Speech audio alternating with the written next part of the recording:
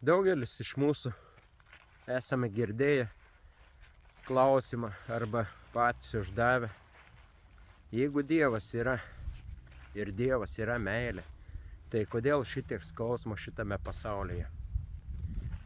Mėlieji, man taip pat buvo šitas klausimas kažkada ir aš daug apie tai mąsčiau, dabar noriu pasidalinti su jumis trumpai. Daugelis iš mūsų esame tėvai ir turime vaikų. Tie, kurie neturi vaikų, patys buvo vaikais. Dabar įsivaizduokime paprastą šeimą. Tėvai myli savo vaikus. Jie tikrai nenori, kad kažkas jiems atsitiktų. Tai ką tėvai tada darytų?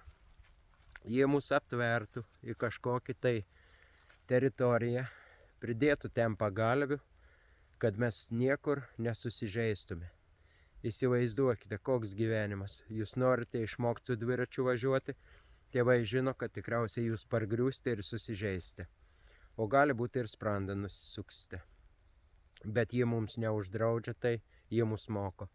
Taip pat mes norime plaukioti kokiame tvenkinyje. Tėvai mus išmoko plaukti, bet vis tiek paskui saugo ir žiūri, kad nenuskęstume, nors ir mus išmokė plaukti. Jie mus myli, jie mus saugo, bet vis tiek mums duoda laisvę.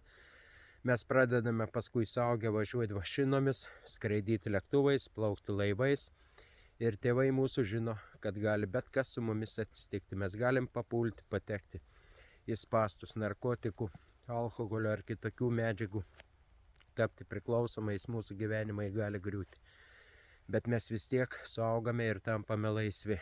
Tėvai nebegali mums, jie nors ir sako, nori mus apsaugoti, bet mes vis tiek įgyjame tą laisvę ir renkamės patys. Mėlėjai, o dabar pagalvokime apie Dievą.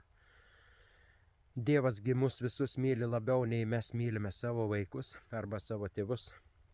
Dievas mus myli labiau. Tai kaipgi Dievas mus mylėdamas apribotų mus?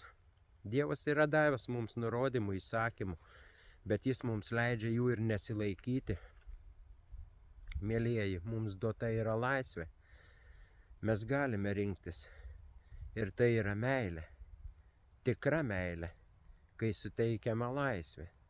Kaip tu gali per prievartą žmogų prie savęs pririšti ir priversti jį mylėti. Tik tai per laisvę rinktis. Meilė tik tai gali būti laisvai. Ji negali turėti jokios prievartos.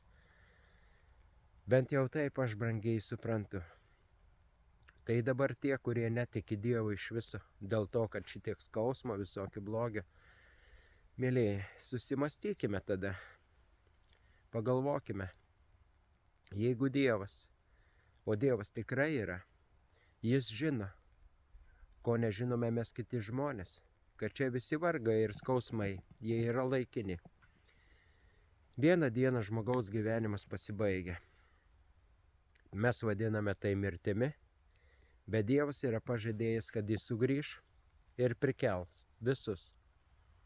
Prikels ir tada kiekvienam bus atlyginta pagal jo gyvenimą, pagal jo darbus. Jeigu kas mirė viltyje prisikelti, tikėdami į Dievą, į Jėzų Kristų, kuris mus atpirko, mes iš malonės Dievo galime turėti paskui amžiną gyvenimą. Šitie visi vargai ir skausmai, visi karai, viskas, kas dedasi čia po saulę, yra laikini. Ir malonumai, ir turtai, ir visa kas. Viskas yra laikina. Ir skausmas jis taip pat yra laikinas.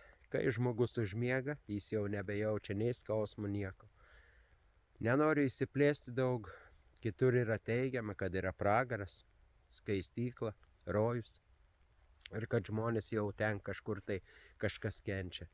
Jeigu geriau patyrinėjus šventą raštą ir įsigilinus, tai Dievas tikrai meilė būdamas jokio pragaro nekurtų.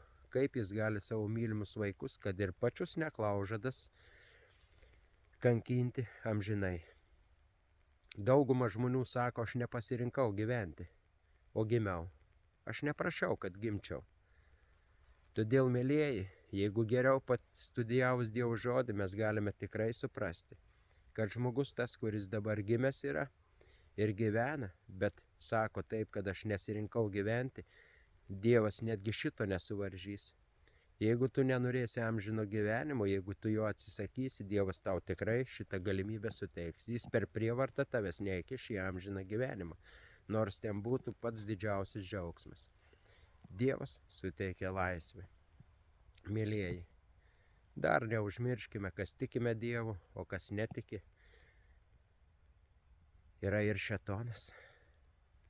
Ir jis čia daug ką veikia ir daro, ir klaidina.